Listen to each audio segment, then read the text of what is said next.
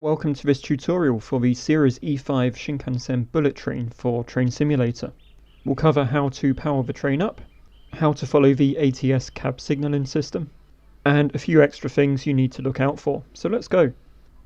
If you start in quick drive mode, the train will be powered on with the master key in place. However, we still need to raise the pantograph, so we'll hold this button down until we hear the pantograph raise. Just visually confirm from outside that the pan has been raised. Then back in the cab we can close the circuit breakers and you'll see the rest of the train systems come to life. Note that if you're starting a career scenario, this will all have been done for you. The train is ready to move, so shift the reverser to the forward position. Before we set off, we'll briefly cover the ATS signalling system. It's very straightforward in the bullet train. Your target speed is displayed in the top display and your current speed at the bottom.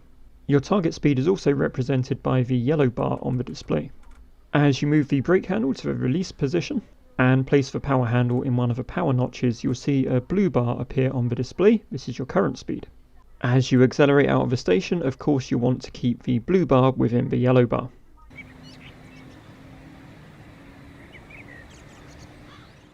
When the target speed changes, you'll hear a chime. We can now speed up all the way to line speed of 320 km an hour, so we'll just push the power handle to full power.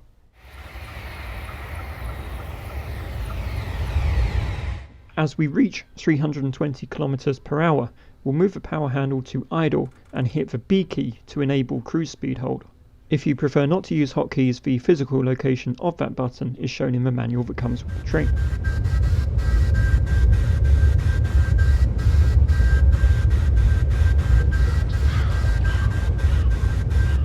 When the target speed decreases, you'll hear a chime. The new target speed will be displayed in yellow and a grey bar will appear on the display.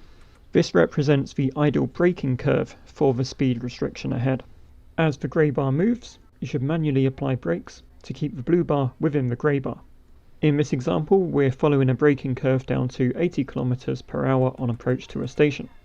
When the new speed limit takes effect, you'll hear a chime and you should already be at the target speed if you follow the braking curve. You can either manually maintain the new speed or activate cruise control. When braking for a station, you'll want to line up with the stop markers halfway down the platform if you're driving a 5 car and at the end of the platform if you're driving a 10 car. That covers the basics of driving the E5 Shinkansen. There are a couple of edge cases in the simulator and around the ATS cab signalling that you'll need to be aware of, so here they are. There is a bug on the summer scenario when you'll be given a target speed of 0 and the braking curve does not move. This is a bug and it should be a reduction to 160 km per hour with a braking curve.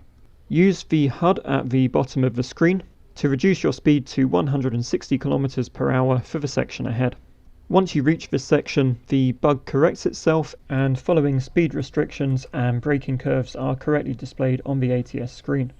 This next thing to be aware of is not a bug, but it's definitely something you'll need to know. On approach to the final station in a quick drive or career scenario, you'll be given a target speed of 0 with a working braking curve.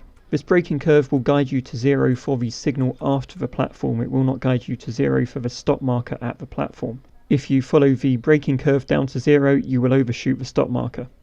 Of course, it's possible that en route you'll be given all kinds of target speeds and braking curves depending on conditions and traffic. For example, slowing to 160 km en route or perhaps slowing down to 0 because the block ahead is occupied. However, the technique will always be the same as you've seen here. Just follow the braking curve down to the target speed, then maintain, increase or decrease further as directed by the ATS.